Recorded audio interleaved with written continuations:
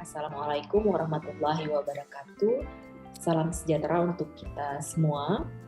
Melanjutkan video sebelumnya di mana saya telah menjelaskan terkait information system development methodology.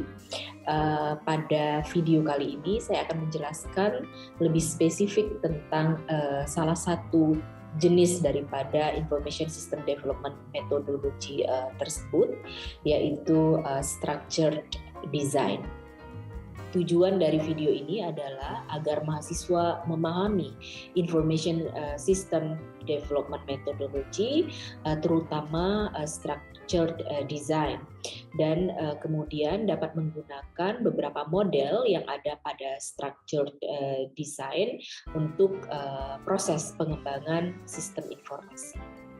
Agar penjelasan dalam video ini menjadi lebih terarah, kemudian saya membagi menjadi 4 poin penting. Pertama, saya akan menjelaskan structured design itu sendiri, kemudian waterfall model.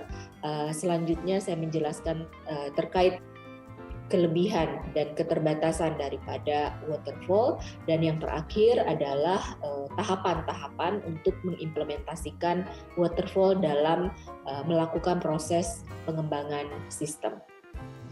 Untuk memahami structured design sebagai salah satu dari information system development methodology, kita perlu melihat definisi secara umum terkait structured design itu sendiri. Dapat kita lihat bahwa structured design adalah sekumpulan pertimbangan dan teknik umum begitu untuk membuat coding, debugging, dan modifikasi yang lebih mudah, lebih cepat, dan juga lebih murah begitu, dengan menekan kompleksitas yang ada dalam pembuatan sebuah sistem. Nah, kita juga bisa lihat tujuan daripada structured design ini sendiri, yaitu untuk improve kualitas dan menekan begitu resiko pada kegagalan pembuatan daripada sistem. Nah, secara karakteristik kita bisa juga lihat begitu kapan kita memerlukan atau kapan kita memilih structured design sebagai metodologi untuk pengembangan sebuah sistem. Structured design adalah salah satu information system development methodology di mana pada implementasinya dilaksanakan sangat methodically dari satu step ke step berikutnya. Nah, kemudian secara umum juga langkah-langkah yang ada pada structured design ini diselesaikan begitu sebelum pekerjaan atau tahap berikutnya kita laksanakan. Nah, tadi ini sama dengan improve quality dan menekan risiko failure sebagai tujuan utama daripada structured design ini sendiri. Nah, kemudian approach dalam structured design ini menggunakan sistem analysis dan sistem design yang berbasis pada DFD begitu, data flow diagram. Kemudian structure design juga berfokus pada sistem, proses, dan teknologi. Nah, tidak heran mengapa kemudian instrumen yang digunakan untuk mendesain dan analisis itu menggunakan data flow diagram. Seperti yang telah dijelaskan sebelumnya, bahwa salah satu information system development methodology adalah structured design, di mana ada beberapa model yang ada pada structured design. Salah satunya adalah waterfall, yang lain adalah parallel development. Nah, pada video kali ini saya hanya akan fokus menjelaskan tentang waterfall model sebagai salah satu model pada structured design methodology. Baik, untuk memahami waterfall kita perlu melihat terlebih dahulu definisi daripada waterfall itu sendiri. Nah, disampaikan bahwa waterfall adalah proses yang berurutan. gitu ya untuk membangun sebuah software begitu. Nah, prinsipnya sebetulnya mirip dengan air terjun begitu yang jatuh dari tempat yang lebih tinggi ke tempat yang lebih rendah begitu.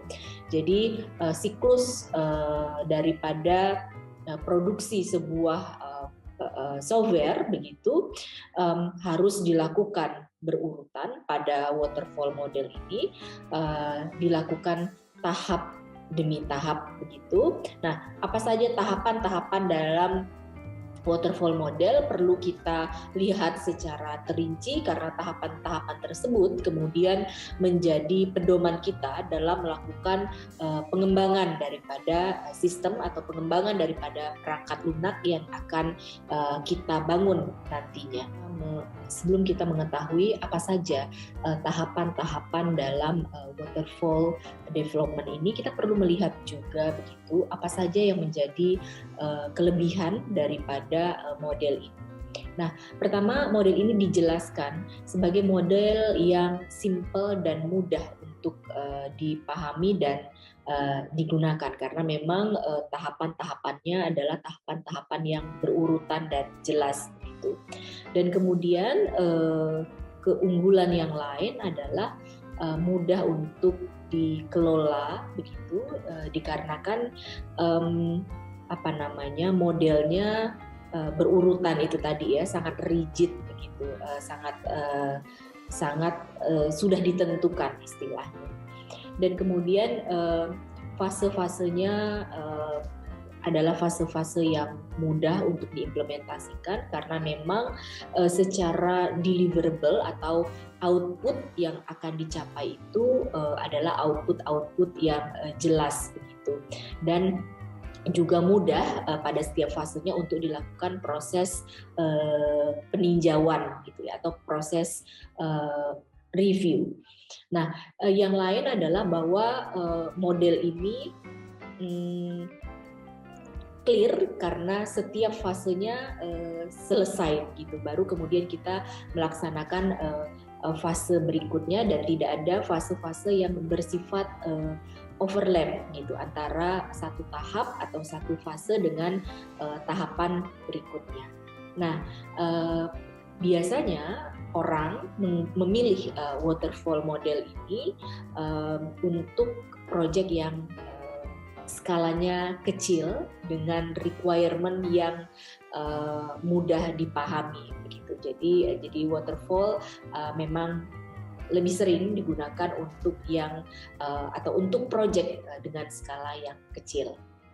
Nah, tentu saja waterfall memiliki keterbatasan-keterbatasannya begitu dalam model ini. Kita bisa lihat sama-sama di mana kekurangan waterfall model ini adalah jika sudah menjadi sebuah aplikasi dan dia masuk ke dalam tahap testing begitu, akan sangat sulit untuk kita melakukan proses perbaikan gitu. Kita mundur ke langkah berikutnya menjadi sangat menantang begitu untuk mundur karena memang model ini dibangun tahap demi tahap gitu. Jadi jika dilakukan testing dan kemudian bisa saja misalnya ditemukan kebutuhan-kebutuhan perbaikan, maka akan sangat menantang untuk melakukan proses perubahan-perubahan gitu.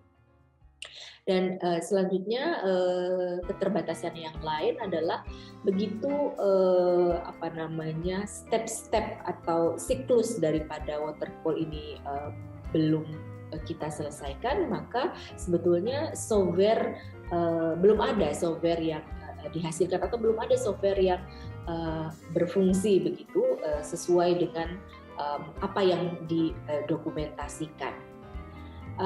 Yang lainnya adalah bahwa dengan memilih waterfall development ada angka resiko dan ketidakpastian yang muncul karena itu tadi kita perlu melihat kekurangan yang lain bahwa waterfall ini dibuat sangat step by step begitu. Nah, sehingga ketika pada proses mengimplementasikannya tentu saja kemudian ada sejumlah resiko begitu ya, resiko ketidakcocokan atau ketidaksesuaian misalnya antara analisis kebutuhan dengan implementasi yang kemudian dilakukan. Nah, yang lain adalah bahwa waterfall model ini tidak cocok sebetulnya untuk proyek yang panjang dan bersifat berkelanjutan begitu. Nah, yang kelima saya kira ini sama dengan yang nomor 3 ya, saya kira saya double menampilkan poin nomor 3 di nomor ini. Baik, selanjutnya saya akan menjelaskan beberapa step begitu terkait bagaimana membangun sistem dengan menggunakan waterfall model. Nah, dalam prakteknya ada beberapa pendapat begitu ya terkait tahapan apa saja yang harus dilalui begitu untuk mengimplementasikan model waterfall. Nah, pertama saya akan membahas step dari Royce tahun 1970 mengenai waterfall ini. Tadi seperti yang di depan telah dijelaskan bahwa waterfall itu prinsipnya mengadopsi prinsip air terjun begitu. Jadi mengalir dari tempat yang tinggi ke tempat yang rendah begitu. Sehingga kalau kita lihat tahapan yang dijelaskan oleh Royce bahwa tahapan pertama adalah system requirement, menyusul software requirement, kemudian preliminary design, detail design, code dan debug begitu. Nah, kita bisa lihat ada alur yang mengalir dari sistem requirement ke software requirement dan seterusnya. Nah, dia baru bisa kembali lagi begitu ketika aktivitas, jadi ketika siklusnya sudah selesai. Jadi kita harus menyelesaikan satu-satu dari masing-masing tahapan yang ada di sini, baru kemudian bisa kembali begitu ke tahapan atau ke tahapan yang lain. Ya, seperti dalam hal ini sistem requirement, software requirement. Jadi sistem requirement atau software requirement bisa dilakukan jika sistem requirement sudah selesai dan seterusnya. Nah, baru bisa kembali lagi jika seluruh siklus sudah berjalan gitu. Nah, kita coba bandingkan lagi dengan tahapan yang sedikit berbeda yang disampaikan oleh Denise dan kawan-kawan tahun 2005, di mana ada 5 tahapan yang disampaikan oleh Denise untuk mengimplementasikan model waterfall ini. Pertama adalah planning, kemudian analysis, design, implementation, dan kemudian menjadi sebuah sistem yang diinginkan gitu. Nah, kalau kita lihat satu persatu sama tentunya tahapannya mengalir dari atas ke bawah begitu ya, hanya tahapannya saja tadi dimulai, jika Royce dimulai dengan sistem requirement begitu, kalau Denise dimulai dengan planning begitu ya, dan seterusnya. Dan kita juga bisa lihat kita bisa kembali lagi ke step yang sebelumnya. Dalam hal ini jika kita sudah mencapai ke tahapan implementation misalnya, kita baru bisa ke planning lagi atau ke analysis lagi, ke desain lagi, mundur begitu jika kita sudah pada tahap selesai begitu. Jadi bayangkan bahwa kita harus menyelesaikan tahapannya terlebih dahulu, baru kemudian bisa melakukan misalnya refining system begitu ya, dan seterusnya. Nah, nanti kita akan juga coba bandingkan dengan tahapan-tahapan yang lainnya dari para ahli begitu ya. Pada dasarnya prinsipnya tentu tidak jauh berbeda dari prinsip dari waterfall itu sendiri begitu, hanya saja kemudian tahapan-tahapannya dibuat lebih spesifik begitu ya. Tentu kita perlu melihat secara detail tahapan-tahapan ini. Misalnya tadi kalau kita mau bandingkan dengan tahapan yang disampaikan oleh Royce begitu, di tahapan pertama Denise menganggap planning ya, menjadi tahapan pertama yang harus dilakukan pada waterfall model ini gitu. Selanjutnya, Pressman juga menyampaikan tahapan-tahapan dalam waterfall. Jika kita masih ingat tadi ya, Royce, Denise, dan kemudian Pressman begitu, ada tahapan-tahapan yang mungkin sedikit berbeda begitu ya. Walaupun prinsipnya tetap sama, prinsip waterfall juga begitu, tetapi dari sisi tahapan, kalau kita lihat tadi beberapa 2 tahapan sebelumnya itu terdiri dari 5 stage. Nah, sekarang ada 4 stage begitu, dan kemudian dilingkar oleh Pressman. Tahapan pertama dimulai dengan tahapan analisis, dan tahapan kedua adalah tahapan desain, tahapan ketiga code, dan kemudian proses pengetesan gitu. Nah, Pressman dalam hal ini kemudian meng-highlight analisis dan desain menjadi tahapan yang termasuk dalam kategori sistem atau information engineering gitu ya, di mana ini menjadi inputan utama gitu dalam proses implementasi seperti itu. Jadi pada prinsipnya saya harus sampaikan semuanya sama, yang mana yang akan kita adopsi begitu untuk membangun waterfall. Nah, namun kalau kita lihat dari Pressman ini memang lebih simple begitu, dan proses balik tadi kalau yang 2 sebelumnya secara jelas gitu, secara 2 proses sebelumnya meng-highlight proses perbaikan gitu ya, atau proses perubahan itu jika sudah selesai di tahapan-tahapan tertentu. Nah, namun jika kita lihat Pressman, tahapannya mengalir saja gitu, Nah, namun kemudian meng-highlight di proses analisis dan desainnya begitu. Nah, yang selanjutnya adalah waterfall model yang disampaikan oleh Ian Sommerville. Jika kita lihat, Sommerville 2011 menjelaskan tahapan-tahapan yang berbeda juga begitu.